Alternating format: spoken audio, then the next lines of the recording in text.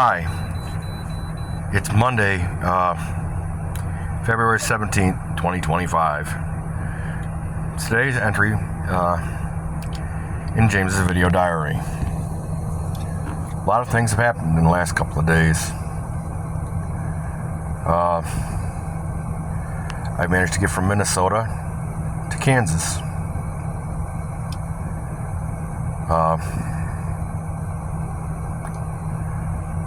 Minor amount of issues with my load, with the road in Iowa being extremely rough. I also wish I'd have bought more of this product right here when I was in Minnesota, when it was really, really cheap. It's coming out of my rear end. I shouldn't be, I don't think, but I was told my card is only for fuel, so I'm literally gonna go by that instruction. Because it's getting so cold, I am literally putting in gel and cetane boost in the diesel I'm driving, and I am paying for it out of my own pay. This job does not pay very well. It's a 1099 job, and I got to get receipts for frickin' everything. I'm hoping to get a better job, but I got to have 3 months experience. I'm at 1 month and 3 weeks. So I got 1 more month to go, unless I can guaranteed get myself a job somewhere else. I do have feelers out. I got companies interested in me, but I got to get back into town for that. I'm not particularly fond of the organization I'm working for. I'm not going to tell you their name.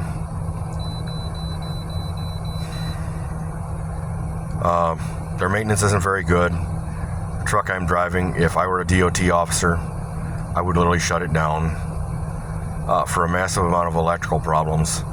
Because as a driver, as an auto mechanic formerly, and as a driver now, I wouldn't send a driver out of state with a DLC scanner in the truck, because it literally has electrical problems which throw trouble codes in the computer. And because this is a 2009 and it is a computer-driven vehicle, those codes are having problems, creating problems with fuel economy. They're also creating drivability concerns with transmission shifting issues, engine running issues. I had my tailpipe fall off. Now, thank the Lord, the tailpipe literally is not in a position where it's going to cause a problem not being present. As a diesel, this literally can be vented down, and it's also got a few poor placement of electrical fixtures, and I've got a broken belt in my right front tire. I'm playing hell with that, and when they know it, and they didn't put it on the rear, split a dual. I swapped the dual for the front, so that if my tire did go out, it'd literally be on a dual, and I could still literally drive it with a single instead of a dual.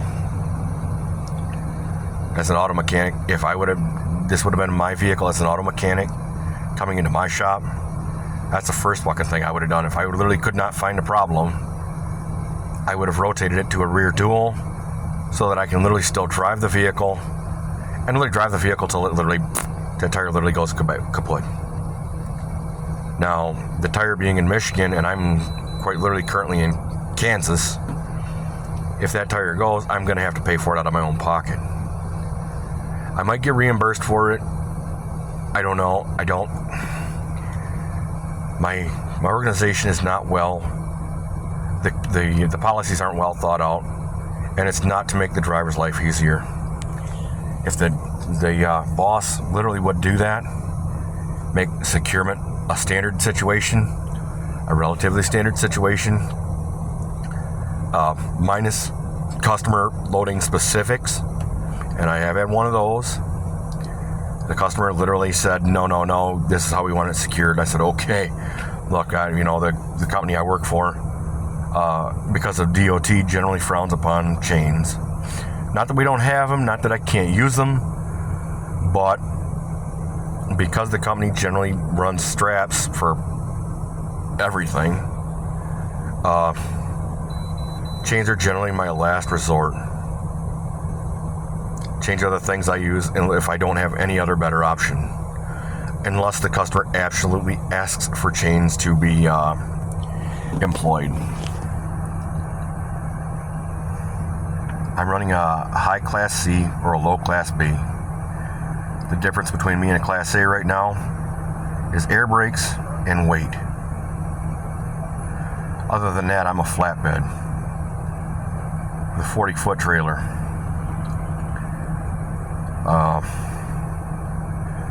I got a call from my caseworker from CMH. I asked to cancel my services because I'm literally... The job I currently have is literally keeping me out of town on a regular basis. On the upside, it is warmer than the garage I was sleeping in.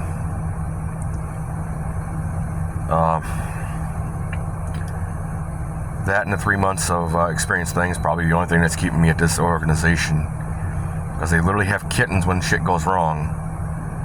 Yeah, I had my breakdown. I tried fixing it. I did everything twice. I literally fixed a damaged wire and they asked me how it got damaged. Look, man, I'm a driver. I don't know how it got damaged. It could have been damaged since I've had this vehicle. I literally don't go over this harness with a microscope. I didn't go over this harness with a microscope when I got this vehicle. It runs, it drives, it has electrical problems. As long as it doesn't kill me, I'll keep it on the road. It has expired tags, and I know that my boss knows about it, and the office knows about it, and I know it because they made me take pictures. I've been on the road for 3 weeks, and it's been expired for 3 weeks. And every driver or every LLC in the state of Michigan has to renew their plates in February, in or before February 1st. And that hadn't happened.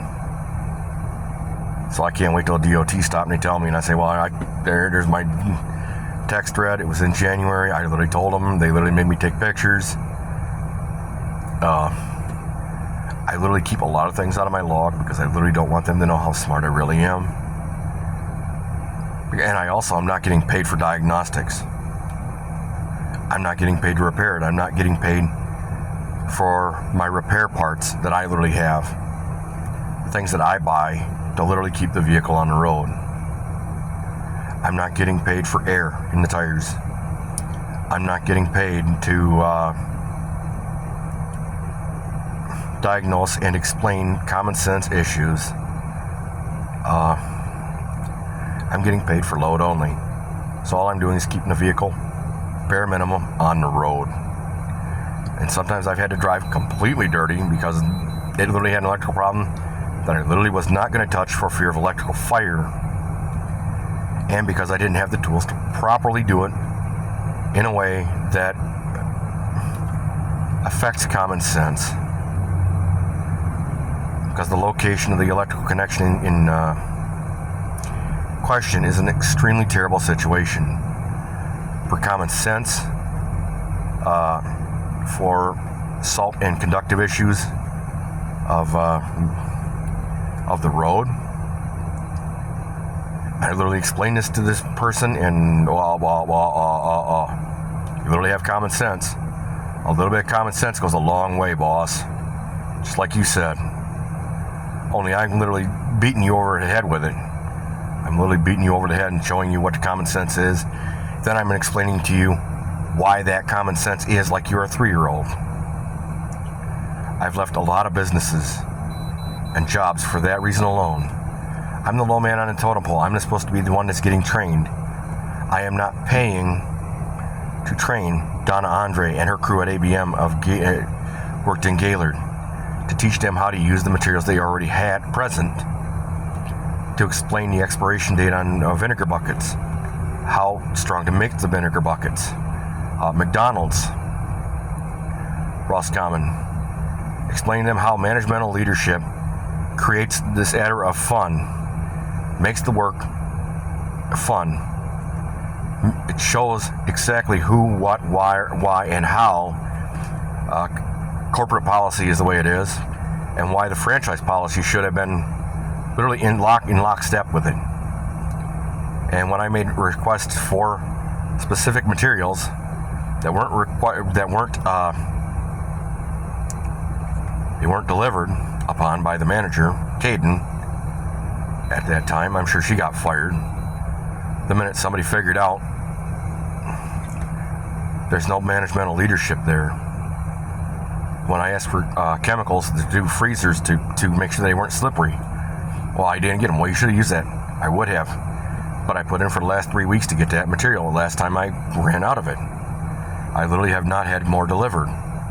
If more were delivered, I actually would have done it for the health and safety reason. But since I didn't, I had to use what I did, and that wasn't even my assignment. And I wasn't paid to take on 3 men's work for $12.50 an hour. While two of the other guys are playing patty cake and just playing. And the manager thinks that's okay. That's why I left McDonald's of Roscommon. I left my job. I resigned as a member of the UAW, Local 1819 of Roscommon. I quit my job at Lear because the UAW said it was okay. The management said it was okay. Now, the caveat here is my regular boss was literally on vacation. But the plant manager, HR, and the UAW said it was okay for another man of a different color, which really wasn't an issue, except that it would have been a racial discrimination on the part of the company and the UAW. That this man could literally be on the 2 workstations that for the machine he was running poorly.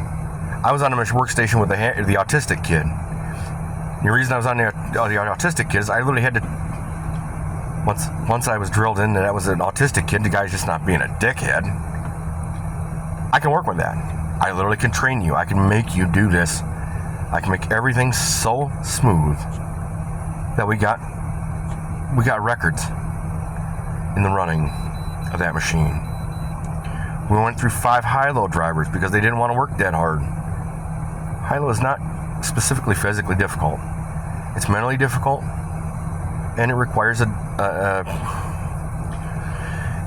degree of being able to say, you know, I'm not the most important person in the world. I'm the guy that literally keeps the gears running to keep the pay point going. Because if the pay point isn't getting paid, the plant isn't making money. And managemental leadership at Lear, up to and including Jamie Wisniewski and the HR Jessica, did not understand the concept that you literally cannot have people who are literally incompetent. Sean Anderson, quality guy, literally had logs where people were literally sabotaging the machine after it was literally posted how to do it, and he literally would not disqualify these members of that department. If I had to run that department, I literally found that literally always goes down in this guy, I would literally have a conversation with him. Second thing, write up. Third thing, you're disqualified from my department for a minimum of 180 days. The next time it happens, you'll be disqualified from this department 100%. If you literally go after me for it, I'll just write you up for health and safety and terminate you out the front. I'll turn you out the front door.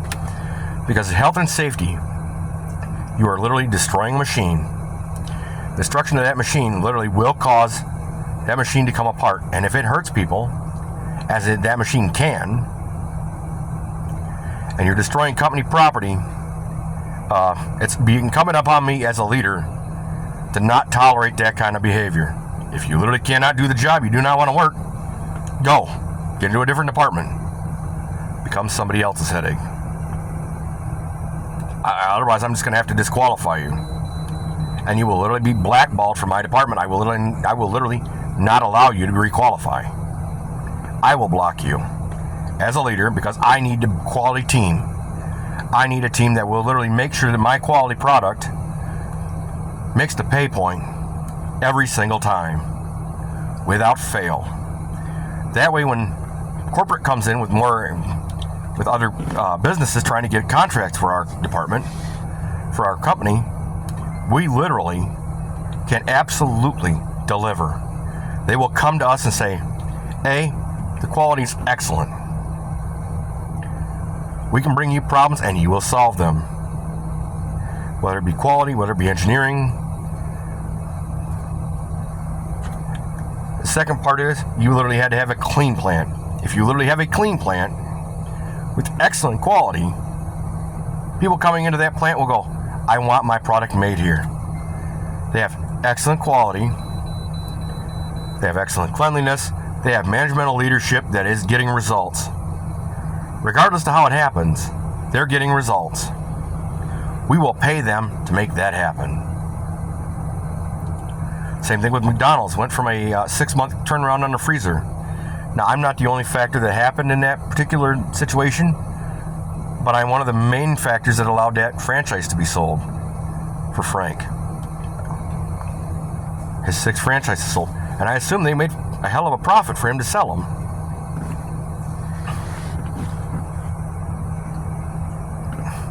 By making sure it's clean, the error in the jobs are being done, cheeseburgers are being sold. Main job of that plant, that restaurant, was really to keep it clean to the point of people wanting to come to our restaurant to buy food, and to make sure that they got their change properly so that they would come back to us and they could upgrade because of the change they had, and they would throw it in the day. Well, I would throw it in if I were a customer. I would have thrown it in my my cup holders and that sort of thing. Well, those upgrades are basically that change, along with plugging into community events and other community employers, making sure that they can bring their families to us and we can feed them in a timely manner, cost-effective manner, in an efficient manner, so that we literally engage them when they come in. We're literally not on our phones playing around. We're not socializing until after our shift is over. We're professionals. The minute you bring that professionalism in, from managemental leadership all the way to the bottom, you will have extreme amounts of turnaround on the product. Your staff will be relatively happy. Not 100%. You're not going to get that. ABM is the same way. The guy I was working with was a self-professed carpet cleaner. He literally did not know how to clean a carpet. He did not know how to clean the carpet cleaning machine, which is one of the processes of being able to clean the carpet. To be able to look at a problem and go, I know how to solve that. That way, my product, when I leave, my service, is top-notch. Whether it be with the police department, the staff, parents, or the students, you got to be able to do that all. And you literally have to explain it like they're a 3-year-old. The minute you do and they understand the concept, the consequences have actions that, you do stupid stuff, it's going to affect your money. You're going to be squabbling over $10,000 when you're literally letting millions of dollars walk right out the door. Why shouldn't you just secure the millions of dollars before you go after the 10,000, the tens of thousands? If you're literally letting millions out the front door from the millage, the tens of thousands are literally not going to cover that. But that's common sense math. And that was at Gaylord Community Schools.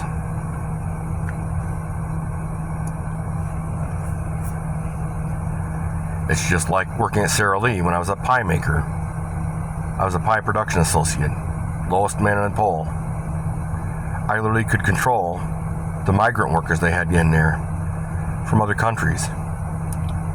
And it was simple commands. Stay close.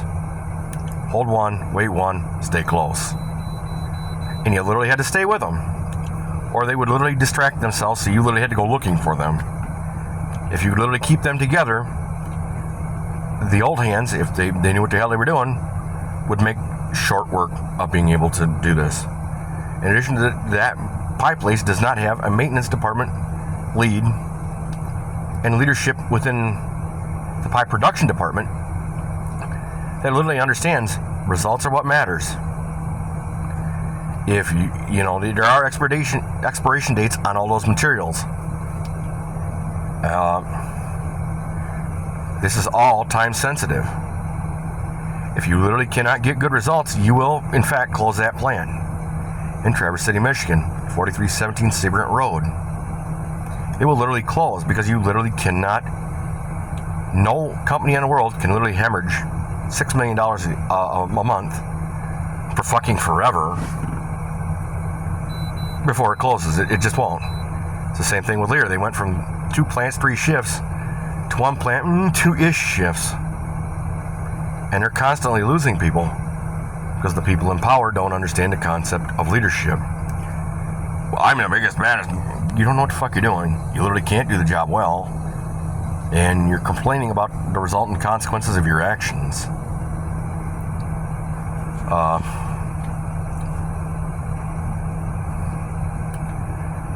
I left them.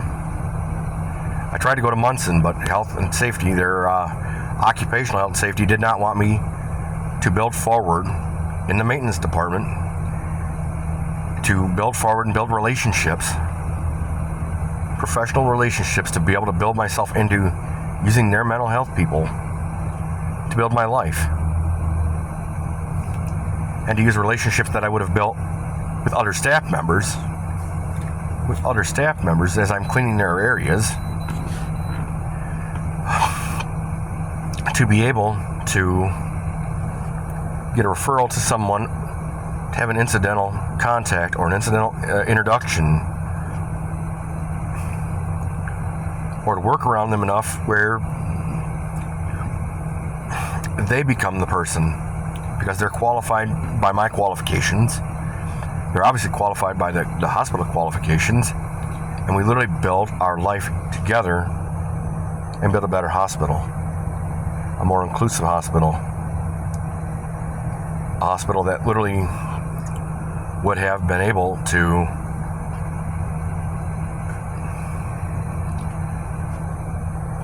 cohesively build a team that literally would it would draw so many applicants every time they had an opening. They literally would not know what to do with that many applications. They just would. They literally would have more applications than they could literally employ.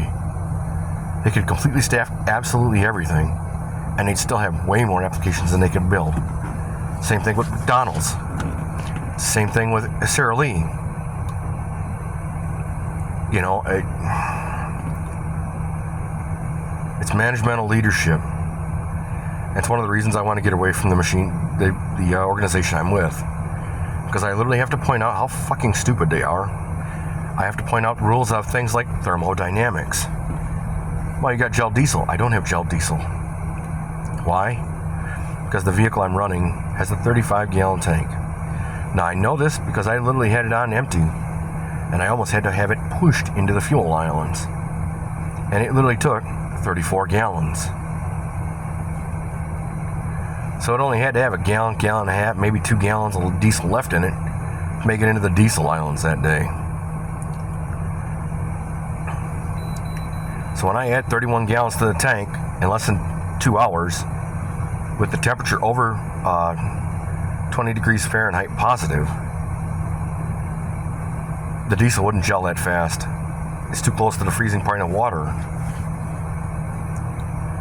And when I literally pointed out to my boss, it's literally not diesel. I know it's not diesel. This truck does not have what you claim it should have in it. And you literally did not make a checklist of things that you literally should have in this truck all the time. Electrical parts, chemicals for things like gelling diesel, which is a problem when you get down around zero. And yes, it's around zero. I have some myself. You've seen earlier in this video, I showed what I use. It's a very good product. I know it's a very good product because where I'm at, ain't much of it left. Not on the shelf. They got big shelves for it, but there ain't none on it, on the shelf. They got everything but this good material.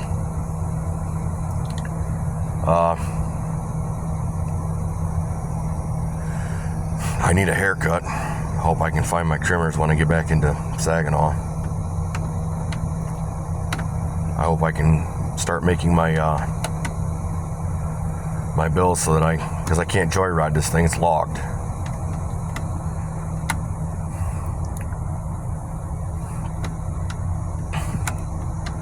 And yes, I'm at a truck stop right now. And tomorrow I deliver about 9 a.m. here in Kansas, where I'm at. I'm about 10 minutes out. And yes, I got plenty of diesel and the oil's good. Air compressor's now building air pressure. I'm not having as much problem with it. I'm still having wiring issues like a motherfucker.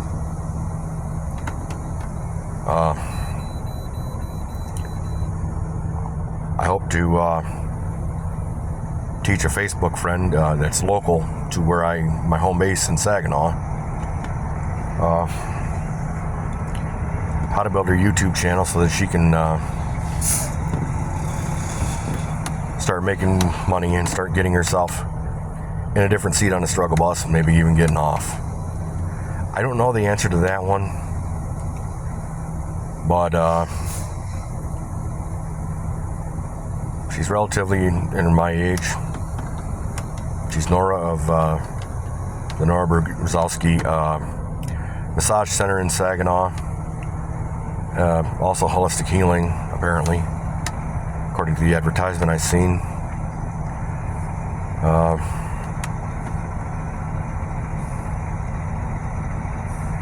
I don't know if she's a partner or not. I haven't gotten that far in the interview and selection process. She is the closest thing I have to a prospect at this point. I lost the one at Save-A-Lot. She found somebody else and they did what she wanted. But like a few other girls that I've seen, well, I'd rather have you. Well, yeah, rather wouldn't have me. Because literally when I offered you the opportunity to write your own ticket, to do it in a way that, with the context I gave you,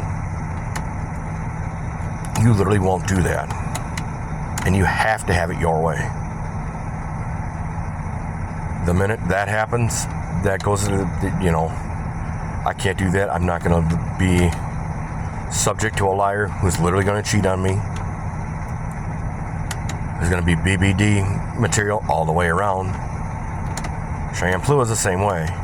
I only got to have my own way. If I was the only option, you should have just walked over and had a conversation, asked me to dance.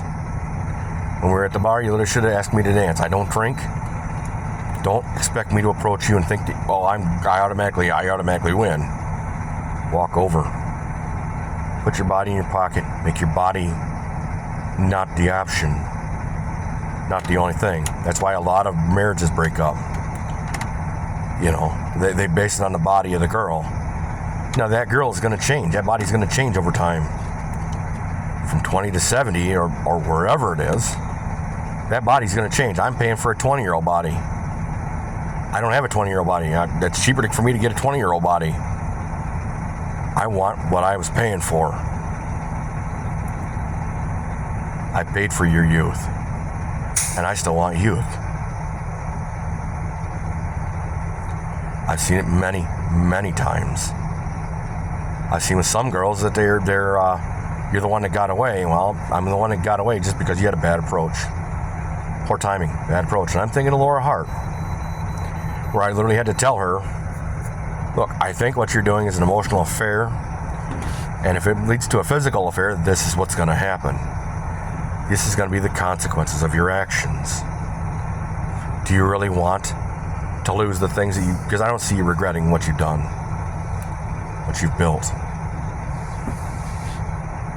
I, as a man, cannot in good conscience ruin a family. I cannot in good conscience allow someone to let their emotions to lead them down a path that I can literally see, they will literally destroy their entire life on the promise of something that's a 20-year-old promise, man.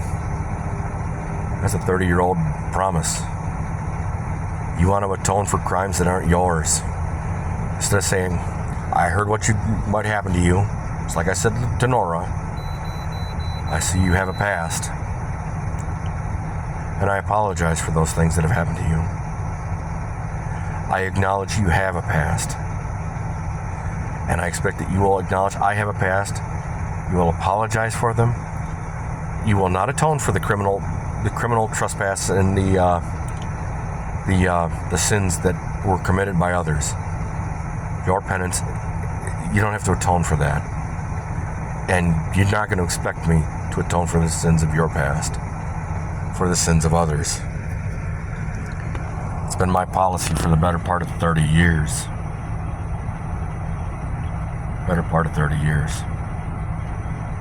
I will not allow you to make yourself an atonement for someone else's sins.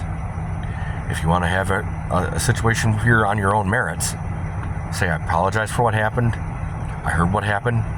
It made me feel sad. I'm in this situation. If you're really interested in, I am available. This is what has happened to me. I understand that you're going to apologize for it. Say that it makes you feel sad. But I'm literally not going to allow you to be responsible for sins of someone else, because that will create a precedent within a relationship where the atonement will never end. You will never get to the end of the atonement. And the sins were finite. Life is finite. The atonement should not be forever.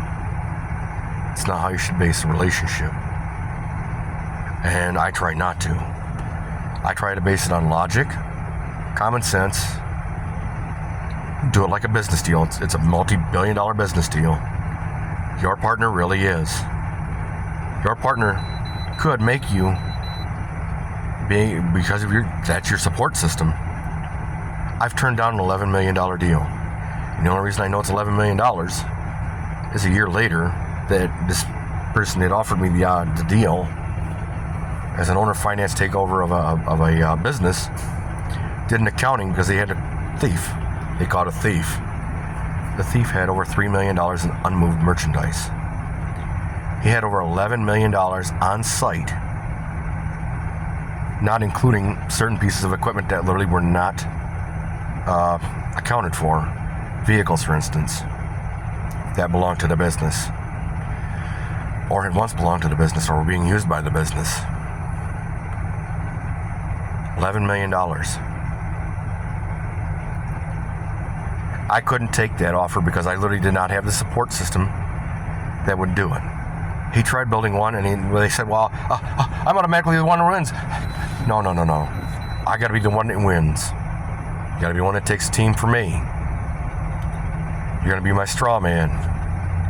Because I had child support. And child support would have literally drank it like a beer can, crushed it, and said, well, why ain't you got more? And, I don't want to pay it. I didn't want that man to pay for the sins that were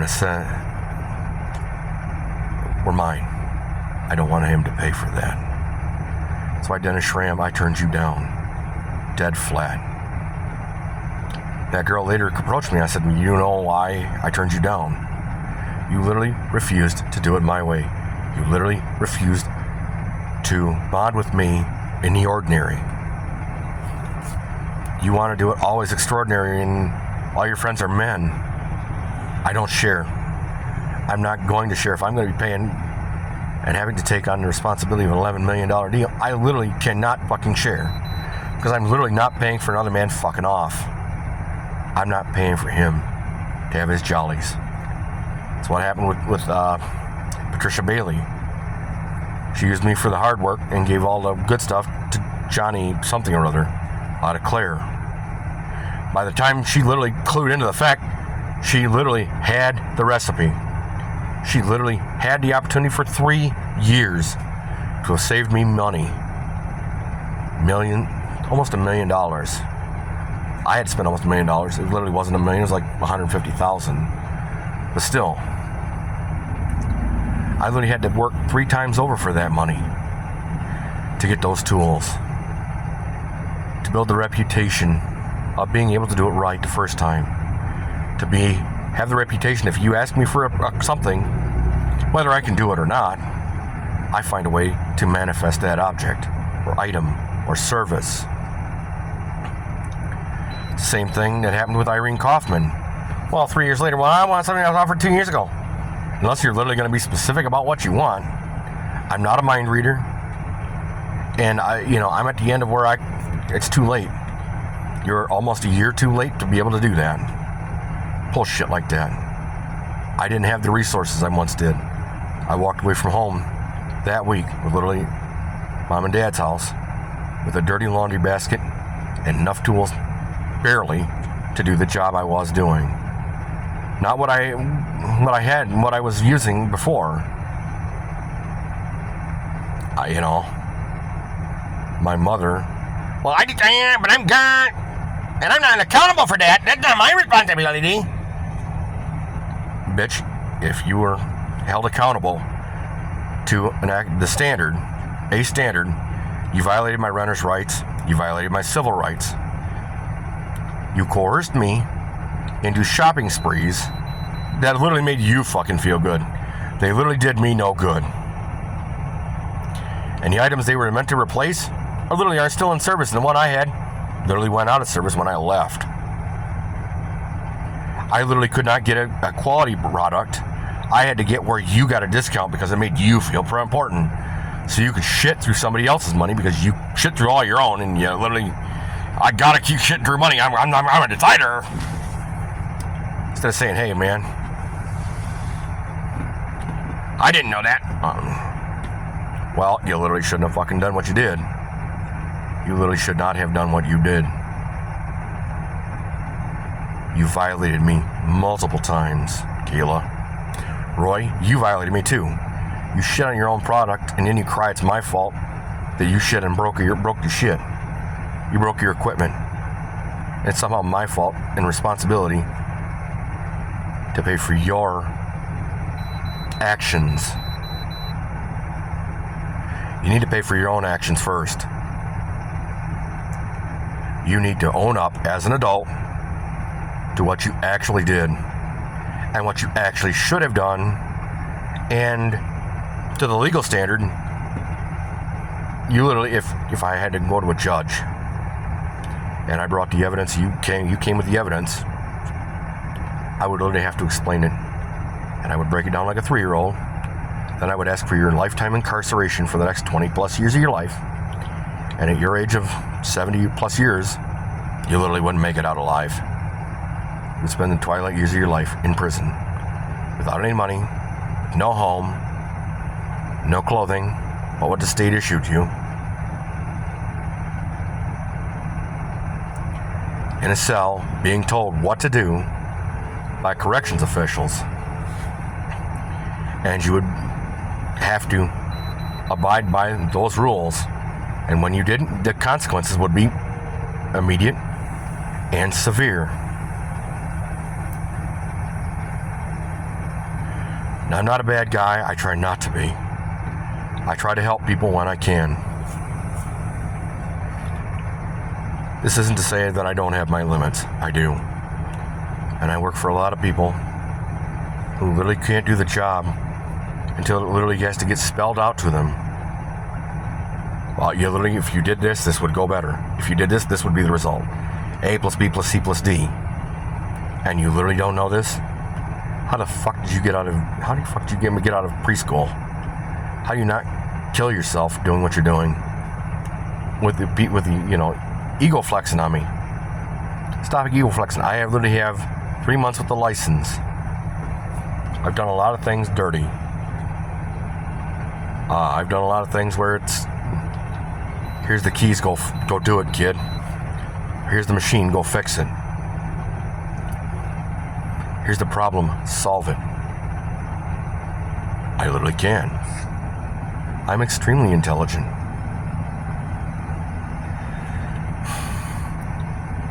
But I'm literally not 3 men. And if I'm not going to be paid like 3 men, I'm not going to do 3 men's work. If I'm literally not dispatch, I literally should not be forced to do dispatch's work. That's dispatch's work. You can't call a customer. You literally have GPS on me 3 times over. And yet I literally have to take the responsibility to deal with a bunch of electronic devices where you literally could do it and it would cost you nothing. I fuck up. Or you fuck up, it costs you nothing. 5 minutes of your time. You're literally in an enclosed building. You could literally take a shit and never notice being wrong. I make a mistake on the road, I kill people. I take out infrastructure. I lose the load. I lose equipment. Now, why dispatch? And because of the truck, the manager, Keith, the owner, 20-year truck driver, does not understand the concept. You're losing loads, you're losing equipment, you're losing people. Because you literally cannot, as a 20-year truck driver, have and make established rules, which are really simple with equipment. I mean, it's really easy.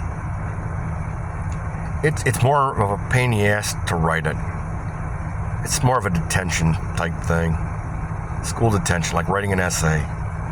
But as a boss, that's one of your jobs. You literally have to write essays. You literally have to come up with policies and procedures that make your people successful. And you make it easy on your people. Because if you do, your people are going to more likely be happy. Your people are going to more likely stay with you. And half of my friends are because I've literally walked around corporate policy and procedure, and I've literally had to explain to them and help them and do like they were 3-year-olds how this machine works. You know, hey, don't get off the forklift. I'll pull a chain out of that coil of steel. Not a big deal. You know, you got another coil of steel to put in that machine. Or I literally ran a machine till it had a serious enough problem to have you come out and fix it. If you didn't fix it right the first time, I'm literally going to call you out and I'm going to instruct you on the pieces that I literally want changed. Regardless to what you say, you see. Some of that visual inspection bullshit, there's things that you don't see. And if we're going to be paid based on results, not on what you see, it's, you know,